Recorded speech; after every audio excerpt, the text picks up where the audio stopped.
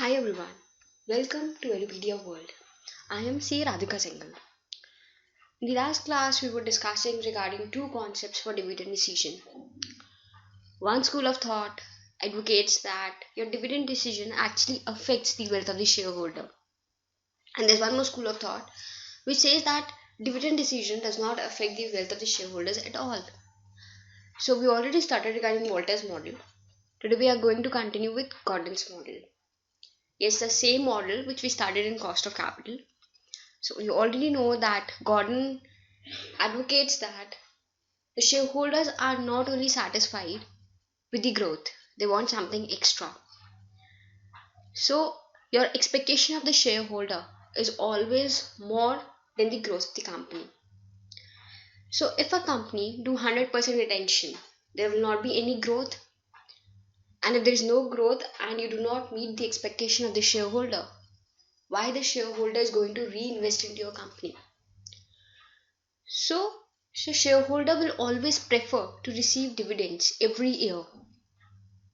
This means that some portion is to be distributed as dividend. Let's discuss this with the help of an example. Suppose the capital employed of a company is rupees 100. I'm assuming that company is earning 20%. So with 100 rupees as capital employed, the earnings of the company will be 20 rupees. Out of this 20 rupees, let's say that the company actually retain 40% of its earning and distribute 60% of earnings as dividend. So in the next year, the company has 100 rupees capital employed plus the retained amount, that is the reserve and surplus, because how we compute closing capital, opening capital plus the reserve and surplus in the current year. So 100 plus 8, 108 will be the earning in the next year. What is the return on equity? They are getting 20% return. So for this year, the company earnings available for equity shareholder is 21.60. Correct? Out of this 21.60, company is again going to retain 40%. So 21.60, 40% will be 8.64. So company is going to retain 8.64. Out of this, 60% will be distributed as dividend. So rupees 12.96 will be distributed to shareholders. So what will be the income or what will be the capital employed for next year? 108 opening capital plus your retained amount 8.64. So next year capital is 116.64. So number of things to be noted here. First thing, with this I'm assuming that the ROE or the return that the company is earning is fixed. 20% every year. Next thing, if I have to compute this 12 rupees, this 12 is actually a D1, that is the dividend to be paid in the next year or at the end of year 1. I could also compute this by reducing 40% from 20 rupees. So rupees 612 is also equals to 20 minus 8, which is 20 less 40% of 20, or you can say 60% of 20 rupees. So D1 could also be quoted as E into 1 minus B. Next thing, what is the growth rate here? In the first year, the earnings is 20 rupees. In the next year, the earnings is 21.60 rupees. Company has earned 1.60 rupees. So you can easily compute the growth rate with 1.60 as earnings. The growth rate is 8%, that is 1.6 divided by 20 multiplied by 100. Other ways to compute this growth rate is your retention ratio multiplied by the earnings, that is your R, return from the investments. Your retention ratio is 0.4 multiplied by 0.2. This is because whatever you are retaining, like whatever the portion that you are retaining into the business, that is actually got reinvested or added in your opening capital. So growth here is 40%. Multiply, what is the earning out of 40% that you're retaining, extra earnings? multiply by the 20%. So growth is 8%.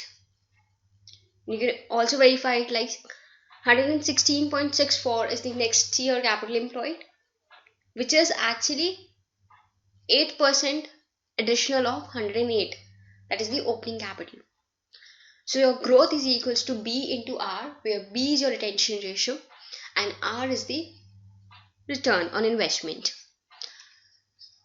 So though these are the assumptions, but we already started and we have already noted this with the help of all these examples. What we see that whatever additional is there in the capital investment, that is only through the retained earnings. Company started with 100, retained rupees 100. So the next year or the closing capital employed is 108. So there is one assumption that got assumed is that all the investments are financed through retained earnings only. The return every year is 20%. So the next assumption is business risk remains same. Third is the firm has infinite life. It's an ongoing concern concept. Fourth, the growth is equals to retention ratio into rate of return. Fifth, the expectation of the shareholder is more than the growth, which is actually that the shareholders are expecting more than the growth. That is, they are expecting some dividends. So this we have already covered in the cost of capital, that your KE is equal to D1 upon P0 plus G. Perfect. We just learned that D1 could also be written as E into 1 minus B, that is net of retention ratio will be your dividend one, and growth is B into R.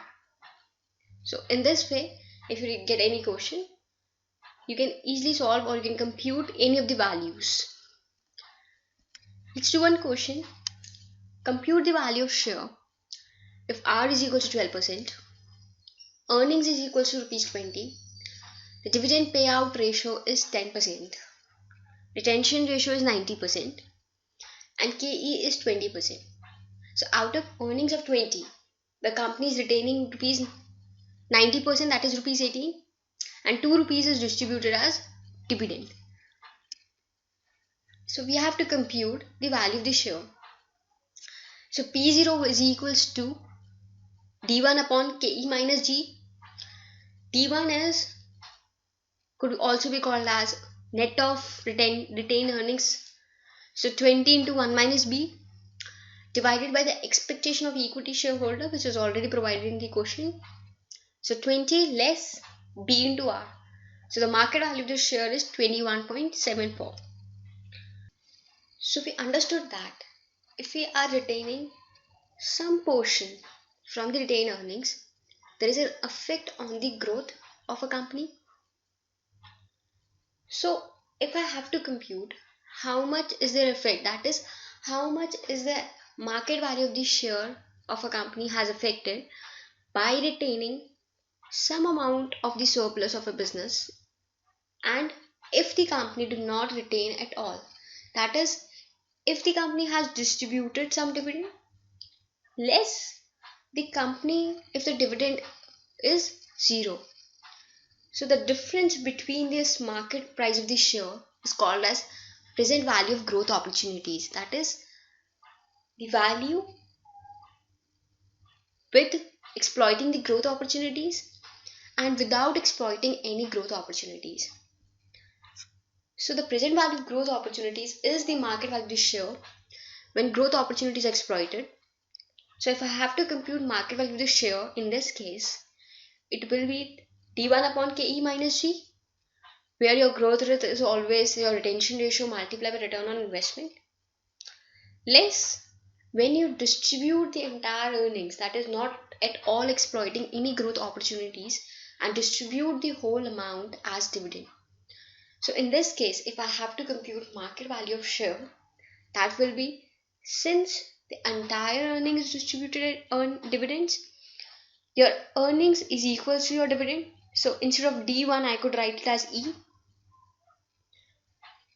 Since we are not retaining any portion of it, so your growth will be 0. So market value of share in this case will be earnings divided by KE. So this will be D1 upon KE minus G less E upon KE.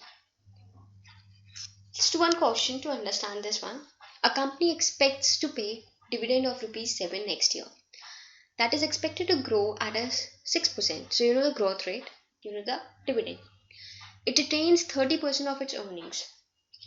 Assume a capitalization rate of 10%. You are required to calculate the expected earning per share, return on equity, and value of. So to compute earnings, we already know how much is the dividend paid. Dividend is always equals to E into 1 minus B. So we have dividend, we know the retention ratio. We can compute what exactly is the earnings in that year. So on the basis of this provided information, we can compute that D1 is equals to E into 1 minus B. So earnings is equals to rupees 10. The next we have to compute return on investment, that is R. Here we know what is the growth rate, what is the retention ratio. The growth rate is equals to B into R. So R is equal to 20%. Now we have to compute how much that exploitation of growth opportunities affected the market value of the share. So that is the difference between D1 upon KE minus G less E upon KE. Basis the information, the present value of growth opportunities. If they're exploited is 175, the market price of the share, less rupees 100. The present value of growth opportunities is rupees 75. So Gordon model what we started. There we assume that the company has a fixed growth rate. Practically this is not a scenario. We can take an example of a startup company. In a startup company, for few years there is abnormal growth, right? And after a few years, the growth actually stabilizes. So in the abnormal period, the company could pay abnormal dividends. That is, there are fluctuating dividends. And once the growth is stabilized, there are stable dividends. Other factors like technology or advancement or the company has a patent. So in such cases, during the year or in the initial years, the company has some abnormal growth. After that, the company get back to the normal growth rate.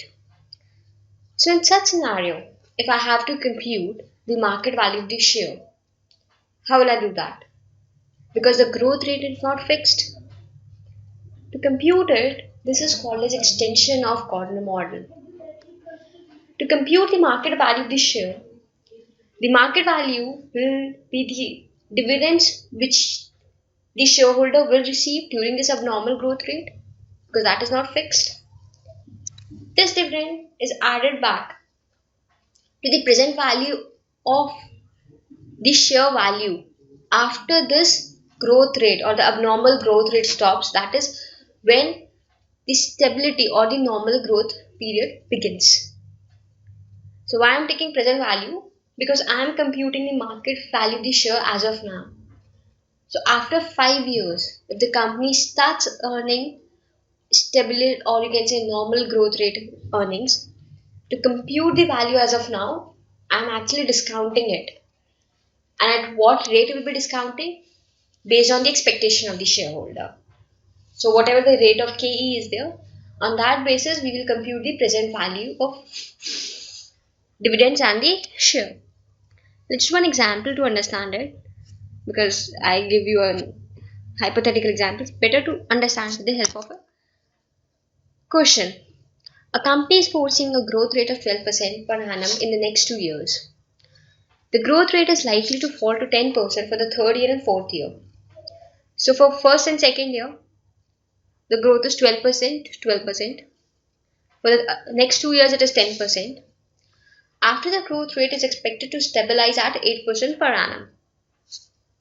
If the last dividend was rupees 1.50, that means D0 is already mentioned, and the investor required rate of return is 16%, we have to compute the intrinsic value of the share, that is the market value of share as on today, which is P0.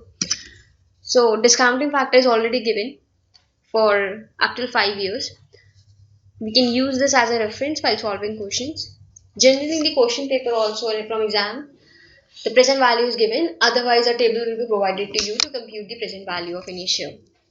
Or you can obviously use your calculator to compute this. It is like for first year it is 1 rupees. So if you discount it at 16%, so at the end of year 1 or you can say for year 1, the value will be 1 divided by 1.16, that will be 0.86. Similarly, and you can divide it by 16% and again you can find these values. So I have to compute first the present value of dividends which is receivable in the abnormal growth period, which are 4 years here. So at the end of year 1, PVF is 0.86, 0.74, which is already mentioned in the question. I have to compute D1.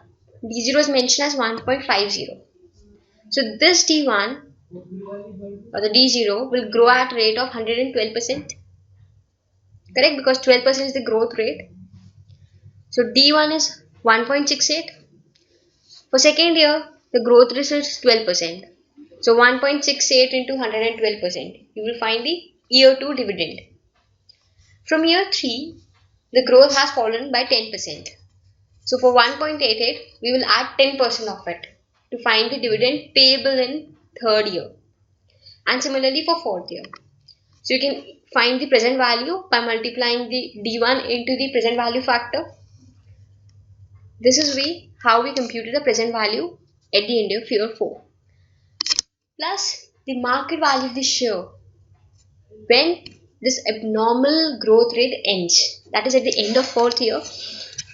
So to compute this, I have to compute that what exactly is the market value of the share at the end of year 4 to compute its present value. To compute the market value of the share, I'll again use D4 into 1 plus 0 divided by KE minus G. That is how we compute the market value of a share using Gordon model. So the market value of share in this case is 30.78. Right? Now I will discount it by the year 4 PVF factor to compute its present value as on today, as on 0 period. So the present value of the share at the end of year 4, that is after the abnormal growth period ends, is 16.93. We'll sum this up. So 22.33 is the P0. Got it? This is how you're using the Gordon model to compute the value of the share if the company earns abnormal growth rate during some period, after which it gets stabilized. That's all for today. Thank you so much.